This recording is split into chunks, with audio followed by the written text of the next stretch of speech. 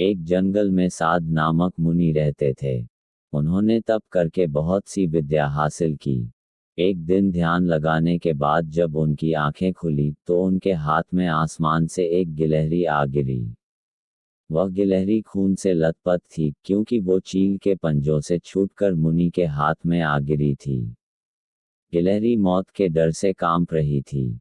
मुनि को उसके ऊपर दया आ गई। उन्होंने सोचा क्यों न इसे अपनी विद्या से अपनी बेटी बना लूं।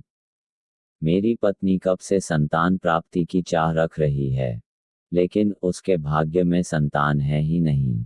अब यह बात बताकर उसे दुखी करने की जगह कुछ साल इस गिलहरी को ही बेटी बनाकर उसे सौंप देता हूँ। इतना सोचते ही मुनि ने एक मंत्र पढ़कर गिलहरी को एक बच्ची बना दिया। वो उस गिलहरी को बच्ची बनाने के बाद गोद में उठाकर अपनी पत्नी के पास लेकर आए। उन्होंने कहा, लो अब इसे अपनी बेटी मानकर ही पालना। सोच लो, भगवान ने तुम्हारी सुन ली है। मुनि की पत्नी छोटी बच्ची देखकर खुश हो गई। अब गिलहरी से बच्ची बनी लड़की मुनि के घर में बड़े लाड़ प्यार से पलने लगी। मुनि की पत्नी ने कुछ दिनों के बाद बच्ची का नाम वेदांता रखा। मुनि और मुनि की पत्नी दोनों ने बड़े प्यार से वेदांता को पाला। मुनि को बहुत खुशी थी कि उसकी पत्नी को अपनी ममता लुटाने के लिए एक बेटी मिल गई। कुछ समय के बाद उसकी परवरिश में मुनि भूल ही गए कि वो एक गिलहरी है।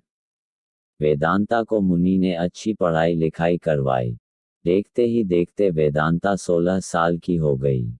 अब मुनि की पत्नी को अपनी सुंदर बेटी की शादी करवाने की चिंता होने लगी।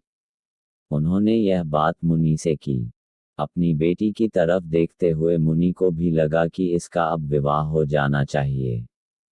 मुनि ने अपनी पत्नी से कहा कि तुम चिंता मत करो, मैं इसके लिए योग्य वर ढूंढ लूंगा। मुनि को लगा कि मेरी बेटी बहुत सुंदर है और उसकी शिक्षा दीक्षा भी अच्छी हुई है। इसलिए उन्होंने अपनी सिद्धि से सूर्य देव को पुकारा। सूर्य देव ने मुनि को प्रणाम करके बुलाने की वजह पूछी।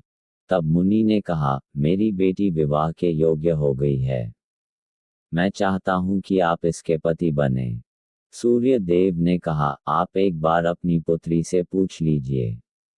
अगर उसे मंजूर है तो मेरी तरफ से भी हाँ है। तब वेदांता बोली, पिताजी, यह बहुत गर्म है। मैं इनके पास नहीं जा पाऊंगी और ना ही इन्हें देख पाऊंगी। मुनि ने वेदांता से कहा, कोई बात नहीं, हम दूसरा वर देख लेंगे। तभी सूर्य देव ने कहा, हे मुनिवर, मुझसे श्रेष्ठ बादल है, आप उनसे बात कीजिए। वह मेरे प्रकाश को भी ढक देते हैं। मुनि ने अब बादल को याद किया। बादल गरजते हुए मुनि के पास पहुंचे और उन्हें नमस्कार किया। इस बार मुनि ने सीधे वेदांता से पूछा, क्या तुम्हें यह वर पसंद है? वेदांता ने जवाब दिया, पिताजी, मेरा रंग गोरा है और इनका काला। हमारी जोड़ी अच्छी नहीं लगेगी। तब बादल ने मुनि से कहा, आप पवन देव को बुलाइए। वे मुझसे श्रेष्ठ हैं। उनमें मुझे उड़ाकर इधर से उधर ले जाने की ताकत है। अब मुनि ने पवन देव का स्मरण किया। पवन देव के आते ही मुनि ने अपनी बेटी से पूछा, क्या आपको यह वर पसंद है?